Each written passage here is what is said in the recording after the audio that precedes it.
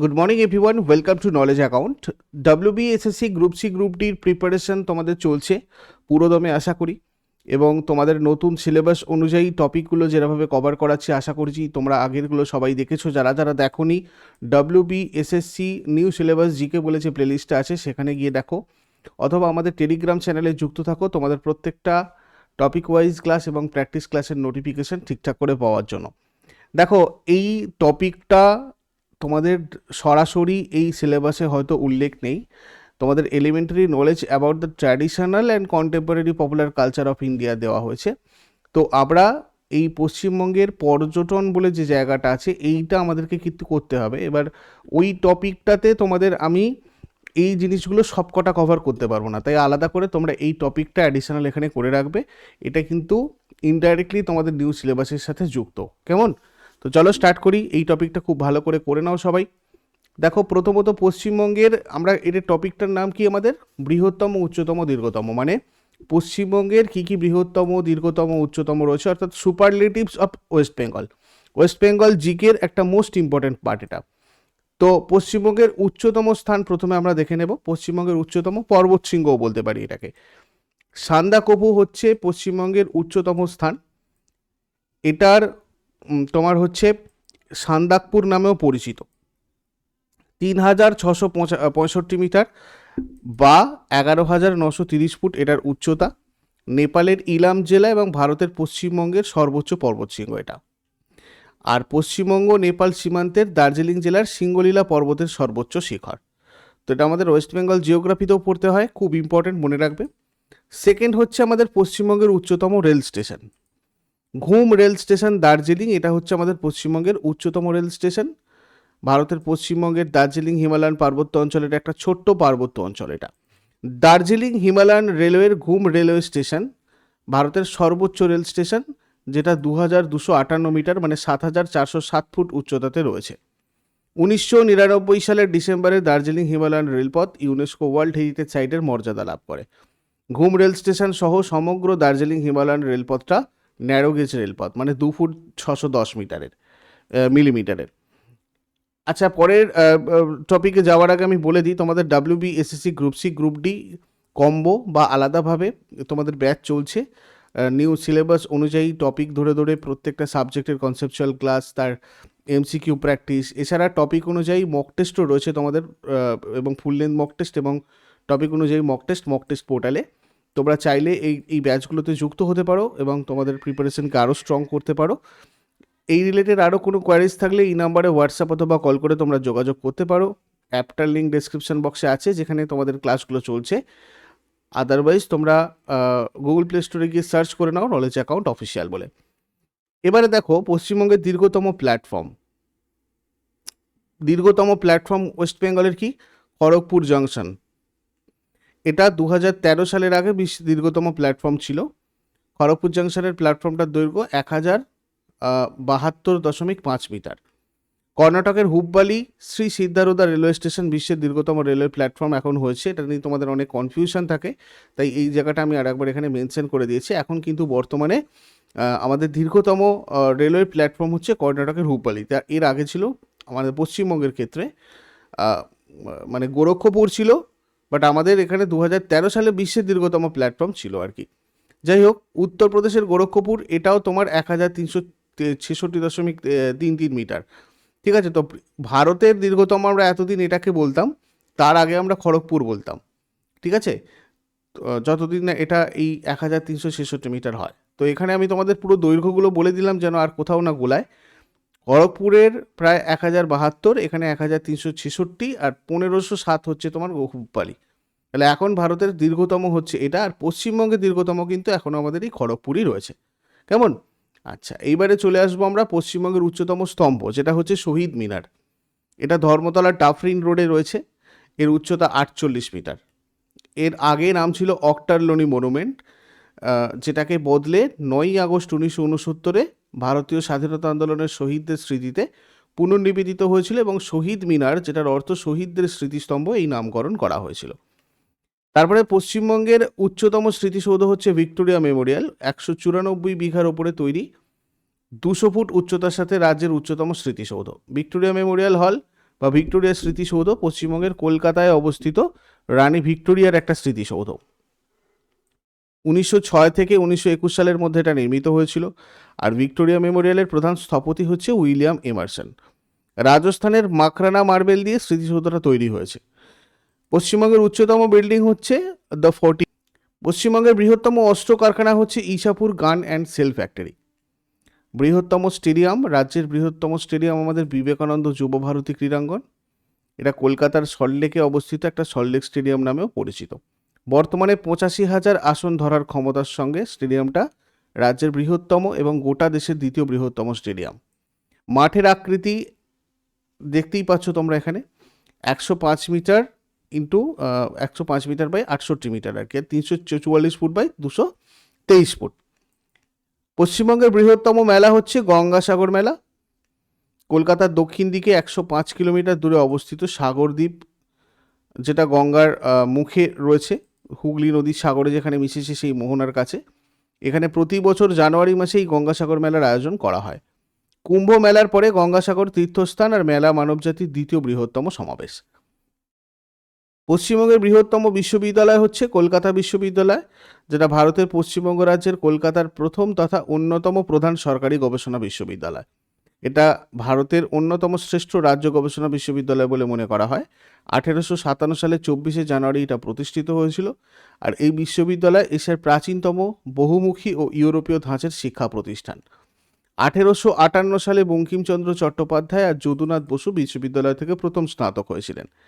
1882 সালে বিশ্ববিদ্যালয়ের প্রথম মহিলা স্নাতক হন কাদম্বিনী গঙ্গোপাধ্যায় এবং চন্দ্রমুখী বসু।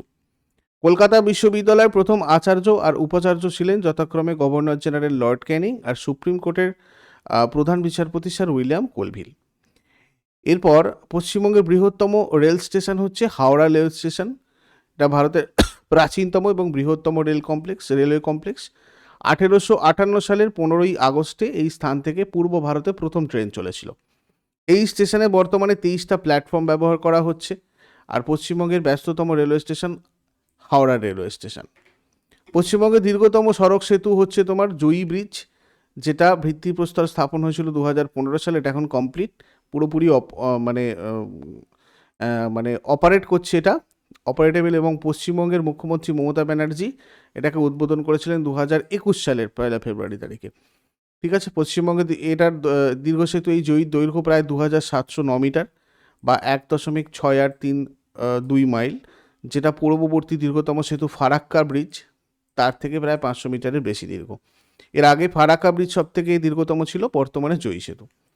এই সেতুটা কোচবিহার জেলাতে রয়েছে, তিস্তা নদীর ওপরে রয়েছে, আর হলদিবাড়ি আর মেখলিগঞ্জের মধ্যে সংযোগ স্থাপন করেছে। এটা আগে 70 কিলোমিটার থেকে কমিয়ে 50 কিলোমিটার করেছে। মানে আগে হলদিবাড়ি থেকে মেখলিগঞ্জ যেতে 70 কিলোমিটার যেতে হতো, এখন সেটা কমিয়ে 15 হয়েছে। ফলে এই দুই স্থানের মধ্যে যাতায়াত ব্যবস্থা অনেক সহজতর হয়ে গেছে। এই সেতুটা নির্মাণ করেছে SP Singla construction private limited. আর এটা রক্ষণাবেক্ষণের দায়িত্বে রয়েছে রাজ্যের পাবলিক ওয়ার্কস ডিপার্টমেন্ট অর্থাৎ পিডব্লিউডি। পশ্চিমবঙ্গের বৃহত্তম রেল সেতু বা দীর্ঘতম বাঁধ হচ্ছে আমাদের, মানে বৃহত্তম রেল সেতু হচ্ছে ফারাক্কা রেল সেতু, যেটা গঙ্গা নদীর উপর অবস্থিত একটা বাঁধ। ভারতের পশ্চিমবঙ্গ রাজ্যের মালদা আর মুর্শিদাবাদ জেলায় এটা রয়েছে। 1961 সালে এই বাঁধ নির্মাণের কাজ শুরু হয়, শেষ হয় 1975 সালে। সেই বছর 21শে এপ্রিল থেকে বাঁধ চালু হয়। ফারাক্কা বাঁধ 2240 মিটার মানে এর দৈর্ঘ্য বা 7350 ফুট। এই বাঁধটাতে মোট 109টা গেট রয়েছে। ফারাক্কা তাপবিদ্যুৎ কেন্দ্রে এই বাঁধ থেকে জল সরবরাহ করা হয়।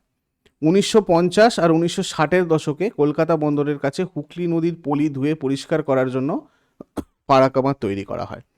হিন্দুস্তান কনস্ট্রাকশন কোম্পানি প্রায় $1 বিলিয়ন ব্যয়ে তৎকালীন সোভিয়েত ইউনিয়নের সহায়তায় এই বাঁধটা তৈরি করেন। পশ্চিমবঙ্গের বৃহত্তম বিমানবন্দর হচ্ছে নেতাজি সুভাষচন্দ্র বোস আন্তর্জাতিক বিমানবন্দর। ভারতের পশ্চিমবঙ্গ রাজ্যের দমদমে অবস্থিত একটা আন্তর্জাতিক বিমানবন্দর। 1995 সালে ভারতের স্বাধীনতা আন্দোলনের এক বিশিষ্ট নেতা নেতাজি সুভাষচন্দ্র বসুর নামে বিমানবন্দরটার নামকরণের পূর্বে এটা দমদম বিমানবন্দর নামে পরিচিত ছিল। বৃহত্তম ইস্পাত কারখানা হচ্ছে দুর্গাপুর ইস্পাত কারখানা। ভারতের পশ্চিমবঙ্গ রাজ্যের শিল্প শহর দুর্গাপুরে রয়েছে। একটা বৃহত্তম ইস্পাত কারখানা। এই কারখানাটা রাষ্ট্রায়ত্ত সংস্থা হচ্ছে, মানে রাষ্ট্রায়ত্ত সংস্থা সেলের নিয়ন্ত্রণাধীন আর কি। ভারত স্বাধীনতা অর্জনের পর দ্বিতীয় পঞ্চবার্ষিকী পরিকল্পনায় দুর্গাপুর ইস্পাত কারখানাটা করে তুলেছিল। দীর্ঘতম জাতীয় সড়ক হচ্ছে গ্র্যান্ড ট্রাঙ্ক রোড, 2 নম্বর জাতীয় সড়ক। এটা এশিয়ার অন্যতম প্রাচীন এবং দীর্ঘতম সড়ক পথ। এটা বাংলাদেশের নারায়ণগঞ্জের সোনারগাঁও থেকে শুরু হয়ে পশ্চিমবঙ্গের হাওড়া হয়ে পাকিস্তানের পেশোয়ারের মধ্য দিয়ে আফগানিস্তানের কাবুল পর্যন্ত পৌঁছায়, এবং এটা গঙ্গার মুখ থেকে সাম্রাজ্যের ওপর মানে উত্তর পশ্চিম সীমান্ত পর্যন্ত বিস্তৃত ছিল, মানে মানে শেরশাহের সময়কালে আর কি। আধুনিক সড়কের পূর্ববর্তী সংস্করণটা সম্রাট শেরশাহ সূরি নির্মাণ করেছিলেন। বৃহত্তম গ্রন্থাগার হচ্ছে আমাদের জাতীয় গ্রন্থাগার, যেটা আলিপুরে রয়েছে। এটা ভারতের বৃহত্তম গ্রন্থাগার তথা দেশের সরকারি দলিলের রক্ষণাগার। এটা কলকাতার বেলভিডিয়ার এস্টেটে রয়েছে। 1836 সালে ক্যালকাটা পাবলিক লাইব্রেরি নামে প্রথম এটা প্রতিষ্ঠিত হয়। সেই সময় এটা ছিল একটা বেসরকারি প্রতিষ্ঠান, বর্তমানে এটা আমাদের ভারতের বৃহত্তম গ্রন্থাগার। পশ্চিমবঙ্গের উচ্চতম সেতু হচ্ছে রবীন্দ্র সেতু, অর্থাৎ হাওড়া ব্রিজ। এটা বিশ্বের ব্যস্ততম সেতুর মধ্যে একটা। সেতুটার উচ্চতা 82 মিটার বা 269 ফুট। এর পূর্ব নাম হচ্ছে হাওড়া ব্রিজ। হুগলি নদীর ওপর অবস্থিত কলকাতা আর হাওড়া শহরের মধ্যে সংযোগ রক্ষাকারী সেতুগুলোর মধ্যে অন্যতম। 1874 সালে প্রথম হাওড়া সেতু নির্মিত হয়। পরে 1945 সালে পুরনো সেতুটার বদলে বর্তমান বহির্বাহু সেতুটা উদ্বোধন হয়। 1965 সালে 14 জুন সেতুটার নাম পরিবর্তন করে রবীন্দ্রনাথ ঠাকুরের নামে রবীন্দ্র সেতু রাখা হয়। এরপরে আমরা এমসিকিউস কিছু করে নেবো এখান থেকে। দেখো, পশ্চিমবঙ্গের এর মধ্যে সর্বোচ্চ শৃঙ্গ কোনটি? তো আমাদের কোনটা হয়ে যাবে? সান্দাকফু। পশ্চিমবঙ্গের উচ্চতম রেল স্টেশন ঘুম রেল স্টেশন কত সালে ইউনেস্কো ওয়ার্ল্ড হেরিটেজ সাইটের মর্যাদা পায়? 1999।